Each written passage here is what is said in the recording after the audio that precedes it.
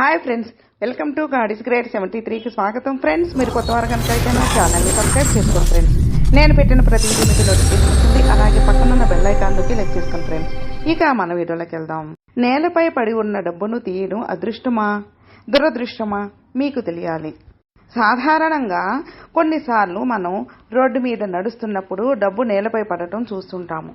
ఇలా నేలపై పడి ఉన్న డబ్బును నేను తీసుకోవచ్చా, నీకు అది వద్దు కదా, ఈ సందేహం చాలామంది మనసుల్లో తలెత్తుతుంది. ఇది మీరు మరియు నేను మాత్రమే కాదు, ఇక్కడ ఉన్న ప్రతి ఒక్కరూ బహుశా వారి జీవితంలో ఒక్కసారైనా దీనిని అనుభవించి ఉంటారు. రోడ్డు మీద పడిన డబ్బును తీసుకోవడం మంచిదా చెడ్డదా? ఈ పోస్ట్లో వాస్తు శాస్త్రం మరియు జ్యోతిష శాస్త్రం దీని గురించి ఏమి సూచిస్తాయో మనం స్పష్టంగా తెలుసుకున్నాం. రోడ్డు మీద పడి ఉన్న డబ్బు నేను తీసుకోవచ్చా? మనసులో చాలా మంది రోడ్డు మీద నడుస్తున్నప్పుడు రోడ్డు మీద పడి ఉన్న నోటు లేదా నాణ్యం చూసి ఉండవచ్చు. ఈ డబ్బుతో నేను ఏమి చేయాలి అనే ప్రశ్న అనివార్యంగా తలెత్తుతుంది. దీనికి కారణం ఏమిటంటే, మనం చిన్నతనంలో వేరొకరి డబ్బు తీసుకోవడానికి కొంచెం సంకోచించే వాళ్ళం. మన జీవనశైలి పెంపకం అలాంటివి. ఆ డబ్బు సంపాదించడానికి ఇతరులు ఎన్ని ఇబ్బందులు పడ్డారు. మంచి తల్లిదండ్రులు తమ మానసిక బాధలు మన జీవితాలను ఎలా ప్రభావితం చేస్తాయో చెప్పడం ద్వారా మనల్ని పెంచి ఉండేవారు. ఎందుకంటే మనం వాటిని తేలికగా తీసుకుంటాం.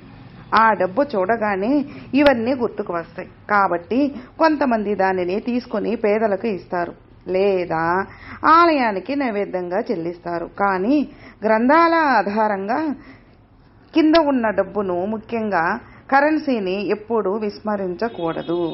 అటువంటి నాణేలని కనుగొనడం పూర్వీకుల వరం మరియు చాలా శుభప్రదమైన సంఘటనగా పరిగణించబడుతుంది. ఈ విధంగా నాణేలను చూడటం వల్ల భవిష్యత్తులో మనకు అనేక సానుకూల విషయాలు జరుగుతాయని వాస్తుశాస్త్రం కూడా నమ్ముతుంది. మీరు దానిని తీసుకుని పూజ గదిలో ఉంచాలి.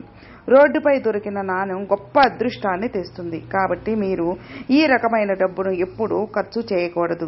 ఇతరులకి దానంగా అయినా ఇవ్వవచ్చు లేదా గుడిలో హుండీలో అయినా వేయవచ్చు.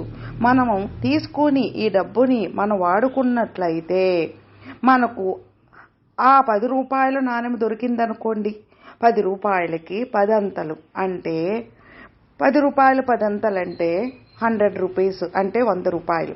ఈ 100 రూపాయలు, ఈ 110 రూపాయలు మన చేతి ద్వారా ఏదో ఒక రకంగా పోతుందని అర్థం.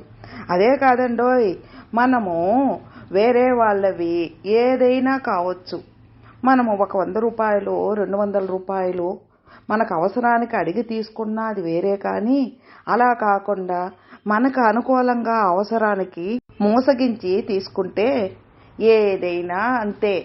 భగవంతుడు కర్మని ఎవరూ తప్పించలేరు. భగవంతుడు చూడలేదనుకుంటారు, కానీ ప్రతి ఒక్కటి పరీక్షలో భాగమే.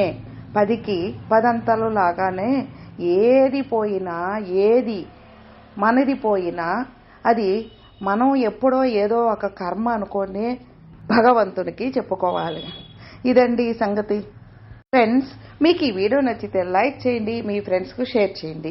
సబ్స్క్రైబ్ చేసుకున్నట్లయితే ప్లీజ్ సబ్స్క్రైబ్ చేసుకోండి. నేను పెట్టిన ప్రతి వీడియో మీకు నోటిఫికేషన్ వస్తుంది.